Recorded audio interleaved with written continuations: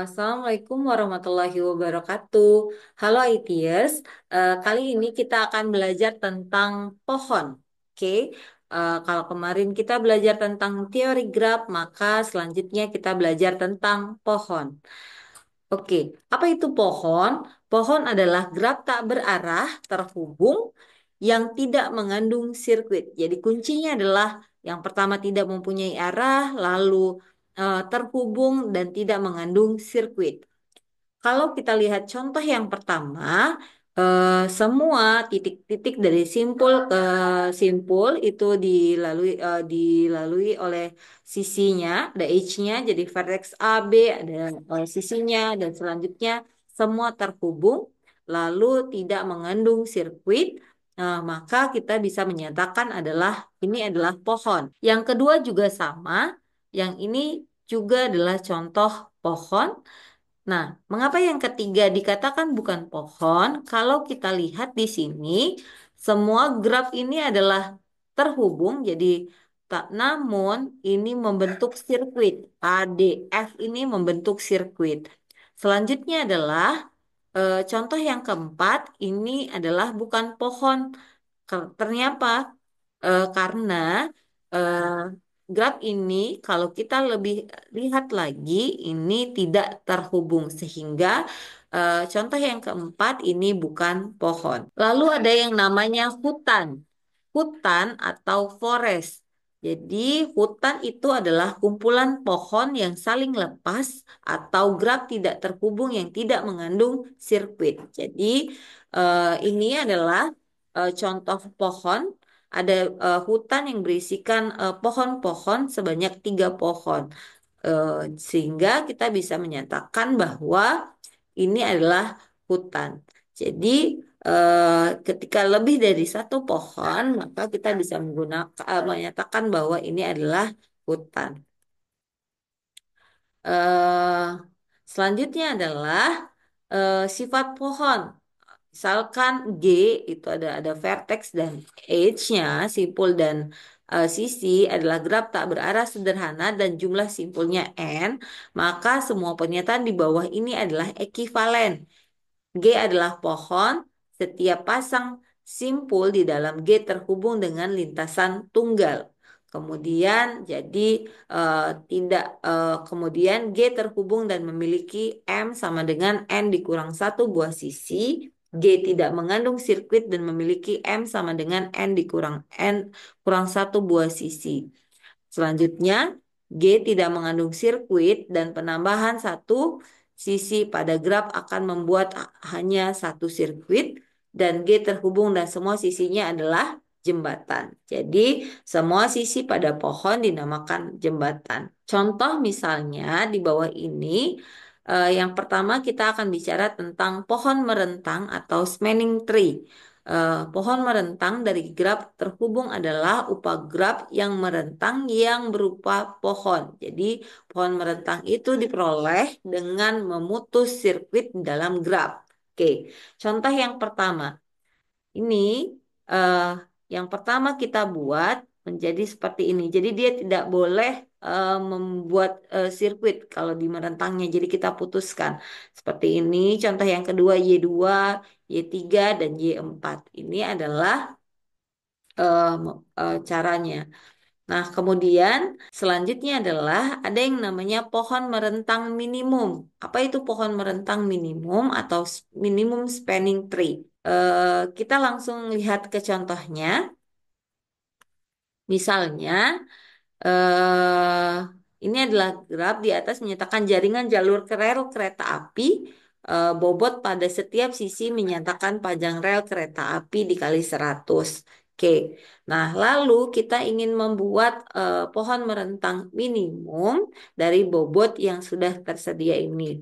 Oke, bagaimana caranya untuk membangun pohon merentang dari sebuah graf? Kita bisa melakukan 2 cara, yaitu dengan algoritma prim dan juga algoritma Kruskal.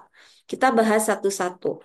Yang pertama adalah algoritma prim. Langkah pertama yang bisa kita lakukan adalah ambil sisi dari graf G yang berbobot minimum, masukkan ke dalam T. Kemudian kita pilih sisi UV yang mempunyai bobot minimum dan bersisian dengan simpul T, tetapi tidak membentuk sirkuit. Oke, jadi dia tidak membentuk sirkuit. Kemudian masukkan UV ke dalam T. Ulangi langkah ini sebanyak eh, N dikurang 2 kali, di mana N itu adalah jumlah simpulnya. Oke, kalau kita lihat contohnya yang tadi, contoh yang ini, misalnya ya, kita mau membuat pohon merentang minimum dari eh, gambar graf yang sudah ada di sebelah kiri. Yang perlu kita lakukan adalah yang pertama itu adalah kita lihat bobot paling minimum di antara semuanya. Kalau kita lihat bobot minimum ini adalah bernilai 10, di mana H-nya simpulnya itu adalah 1, 2 dengan nilainya adalah 10. Selanjutnya kita buat lagi, kita pilih lagi dari ini yang mana lagi yang lebih kecil. Yang kita lihat nih, kalau dari simpul satu ini ada 45, ada 30 sisinya ya. Kemudian kalau yang dari dua ada yang 25, ada yang 50 dan ada 40. Sehingga itu paling kecilnya adalah 25. Kita buat lagi. Berarti 1 ke 6. Selanjutnya lanjut lagi dari tadi tuh 25, titiknya 6 kan, ada dua juga, ada yang 20, 30, 50, 45, 40, 15, kemudian 6, 55. Oke, sehingga kita pilih nih, oh ternyata yang paling kecil adalah 15. Lanjut kita ke 15. Lanjut lagi nih. eh, kita pilih lagi. Oke, 15 udah. Berarti yang lanjut pilih yang simpulnya sudah ini ya, sudah kena gitu ya. Jadi 6 ke 2, yang 6 20, 1 ke 30. Ingat tidak boleh membentuk sirkuit. Kemudian 2 ke 50, 2 ke 40. Oh, ternyata yang lebih kecil lagi, yang masih kecil itu adalah nilai terkecil di antara yang belum itu adalah 20. Lanjut sampai yang terakhir nanti kita dapat lagi nih. Harus semua simpulnya sudah dapat ya. Tadi 1, 2. Kemudian dari 2 ke 6, 6 ke 3, 6 ke 4. Tinggal adalah yang simpul yang belum disentuh adalah simpul ke 5. Nah, simpul ke 5 itu kita bisa coba untuk ke 2 ke 5, 1 ke 5, atau 3 ke 5. Nah, di antara semuanya ini atau 6 ke 5 itu yang paling kecil adalah dari simpul 3 ke simpul 5 dengan bobot minimum adalah 35. Sehingga setelah semuanya sudah selesai dari langkah tadi, oh iya, kita tadi punya berapa simpul? Simpul kita kan ada 1, 2, 3, 4, 5, dan 6. Kalau kita lihat, eh, langkahnya itu adalah N dikurang 2. Jadi itu 6 dikurang 2 adalah 4. Sehingga langkah kita menghitung jumlah langkahnya itu adalah N-nya tadi berapa? N-nya tadi adalah 6 dikurang 2 4. 4 ditambah 1 sama dengan 5. Atau 6 dikurang 1 sama dengan 5. Kalau kita lihat langkahnya adalah sebanyak 5. Jadi ada 5. Ini maaf ya, bukan 3 tapi 5. Oke, ini adalah dengan menggunakan algoritma prim. Sehingga setelah kita dapatkan pohon merentang minimumnya, kita jumlahkan semua bobotnya dari langkah pertama sampai langkah ke 5. Jadi 10 ditambah 25 tambah 15 tambah 20 tambah 35 sama dengan 105. Itu dengan menggunakan pohon merentang minimum dengan menggunakan algoritma prim. Selanjutnya adalah bagaimana mencari pohon merentang minimum menggunakan algoritma Kruskal. Jadi, dengan contoh berikut ini, bagaimana kita akan menentukan pohon merentang minimum dari graf menggunakan algoritma Kruskal. Jika menggunakan algoritma Kruskal, maka langkah yang pertama yang harus kita lakukan adalah kita mengurutkan nilai sisi bobotnya itu dari nilai terkecil hingga nilai terbesar. Jadi kita urutkan dulu dari yang terkecil hingga terbesar. Yang kedua, T-nya masih kosong. Kemudian pilih sisi E dengan bobot minimum yang tidak membentuk sirkuit. Jadi tidak boleh ada yang membentuk sirkuit. Kemudian lakukan langkah kedua sebanyak N dikurang satu kali. Oke, kita lihat contohnya sekarang.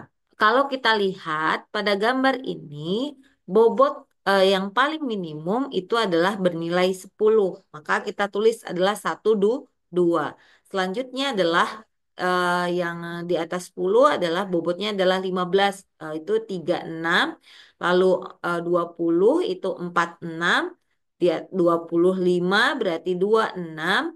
Kemudian 30 14, 35 35, 40 itu 24, 45 15, 2 30 50 itu adalah 23 dan yang paling besar adalah bobot sisinya adalah 55 yaitu pada dari simpul 5 ke simpul 6. Setelah kita membuat bobotnya, kalau kita lihat dalam bentuk tabel seperti ini, selanjutnya adalah yang kita lakukan adalah menggambarkannya dari titik-titik itu. Jika ada dari simpul-simpulnya, kemudian jika dia membentuk sirkuit, maka tidak diperbolehkan. Oke, yang pertama adalah 10 kita buat dulu berarti 1, 2 itu adalah 10. Selanjutnya 36 kita lihat 36 kita buat dalam bentuk seperti ini 36 simpul 3 dengan 6. Kemudian 20 berarti 46. Selanjutnya adalah 26 yaitu 25 masih bisa. Nah, kemudian kita mau lanjut ke 30. Kalau kita lanjut ke 30 yaitu 14 maka dia tertutup sehingga dia membentuk sirkuit. Sehingga ini kita tolak. Kita lanjutkan selanjutnya. Kalau 30 tidak bisa, bobot 30 tidak bisa, maka selanjutnya adalah bobot 35. Kalau kita lihat bobot 35 itu yaitu dari simpul 3 ke 5. Jadi dari simpul 3 ke 5 itu masih eh, bisa ya. Kemudian selanjutnya sudah selesai semua, apakah sudah selesai atau tidak semua simpulnya kita apa lewatin. Jadi simpulnya tadi kalau kita lihat ada 6, 1, 2, 3, 4, 5, dan 6. Sehingga sudah terpenuhi. Selanjutnya baru kita jumlahkan setiap bobotnya berarti 10 tambah 25 tambah 15 tambah 20 tambah 35 sama dengan 105. Nah itu adalah menggunakan algoritma Kruskal. Oke. Oke, itu saja untuk tentang pohon. Terima kasih, ITers. Assalamualaikum warahmatullahi wabarakatuh.